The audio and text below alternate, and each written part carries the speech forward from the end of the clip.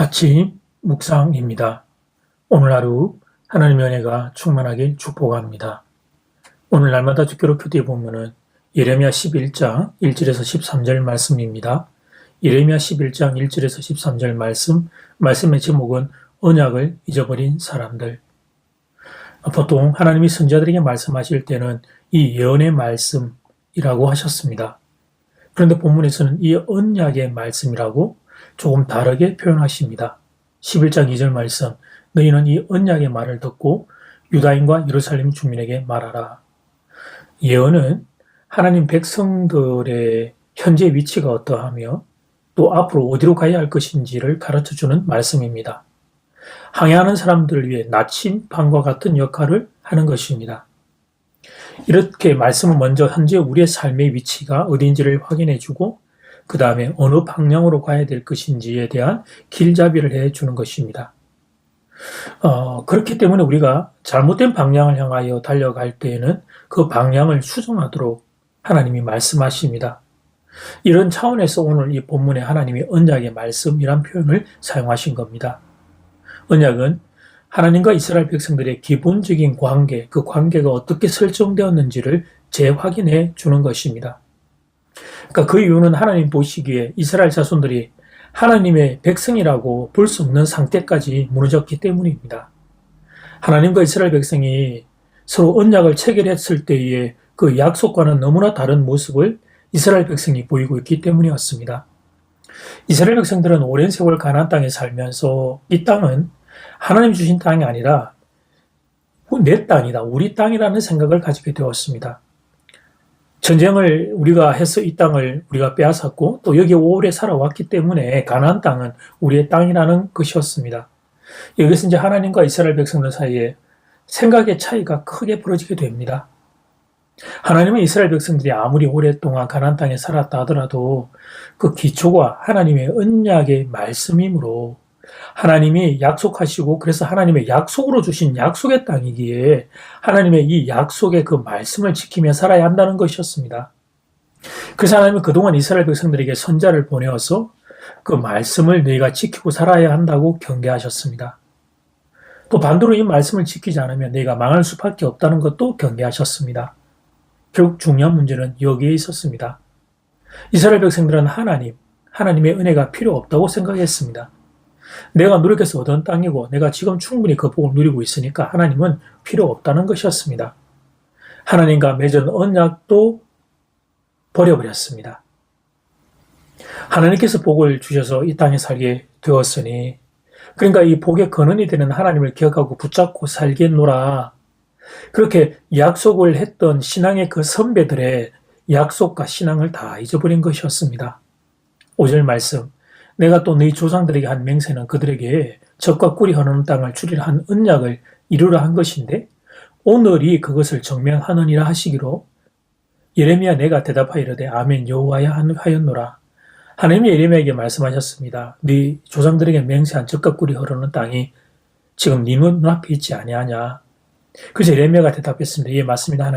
하나님 약속하신 대로 우리가 그 땅의 복을 지금 누리고 있습니다. 이어지는 하나님의 말씀 7절 말씀, 내가 너희 조상들을 애굽 땅에서 인도해야 된 날부터 오늘까지 간절히 경계하며 끊임없이 경계하기를 너희는 내 목소리를 순종하라 하였느니라. 그런데 말입니다, 여러분. 하나님의 간절히 경계하며 끊임없이 경계하기를 너희는 내 목소리를 순종하라. 이 하나님의 말씀을 이스라엘 백성들이 듣지 않은 것입니다. 거절한 것입니다. 아예 귀를 기울이지 않은 것입니다. 대신 세속적 인본주의로 빠지고 말았습니다. 지금 누리는 축복은 당연한 것이 아닌데 하나님이 주신 선물인데 내가 선물 주신 하나님을 잊어버리고 세상을 향해 더 많이 달려가지 못해 안달이었던 것입니다. 사람은 이런 존재입니다. 축복을 누리게 되면 축복을 주신 분을 잊어버립니다. 축복이 마치 내 것인 양 착각합니다. 그리고 이 축복을 가지고 자신의 욕심을 추구하며 살아갑니다. 축복을 주신 분 그분의 의도를 따라 사는 게 아니라 내가 살고 싶은 대로 내가 살고 싶은 곳에 하나님 주신 이 축복을 악용하며 사는 것입니다. 말씀을 묵상하면서 예레미야 당시 이스라엘 백성들과 지금 한국의 성도들이 많이 닮았음을 발견하게 됩니다. 해방, 6.25 전쟁 이후에 대한민국은 폐허해왔습니다. 그때 신앙의 선조들이 눈물로 기도했습니다. 하나님, 우리나라 잘 사는 나라 되게 해주세요. 하나님, 우리 자녀들 좀 배불리 밥 먹고 살게 해주세요. 그렇게만 해주시면 하나님을 평생토록 섬기며 살겠습니다. 이렇게 기도했습니다. 그 기도와 눈물 그리고 헌신으로 우리가 이렇게 잘 살게 되었습니다. 그랬더니 지금 사람들이 하는 생각, 이 축복을 당연한 것으로 생각하는 것입니다. 원래부터 이렇게 잘 산 것으로 생각하는 것입니다. 그리고는 세속적 인본주의를 추구합니다. 하나님과 성경의 세계관은 버려버립니다. 그리고 이 하나님께 받은 축복을 이게 마치 내 것이냐, 내 욕심만을 위해 사용하는 거예요. 그러면서 이 나라가 이렇게 무너지게 된 것입니다. 사랑하는 여러분, 하나님께로 다시 돌아가야 합니다.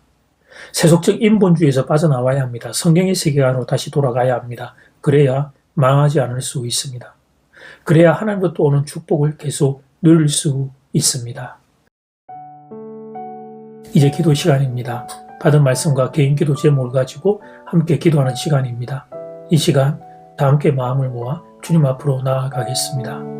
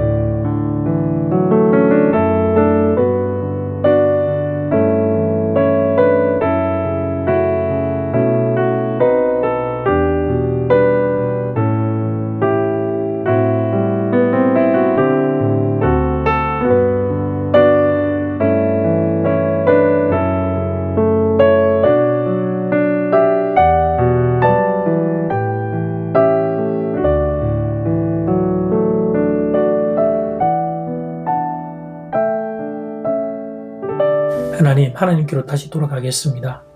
세속적 인본주의에서 빠져나오겠습니다. 성경의 세계관으로 다시 돌아가겠습니다. 예레미야 당시 이스라엘 백성들이 하나님이 주신 축복을 그걸 자기가 이룬 자기의 것이라고 생각했던 그 교만한 어리석음, 하나님 우리에게 일어나고 있는 이 동일한 반복되는 죄악들을 자복하며 회개합니다. 하나님이 주신 축복, 하나님 붙잡고 이 축복을 누리며 사는 개인, 가정, 이 나라 이민족 되기를 원합니다. 주여 은혜를 허락하여 주시옵소서. 예수님 이름으로 기도드립니다. 아멘.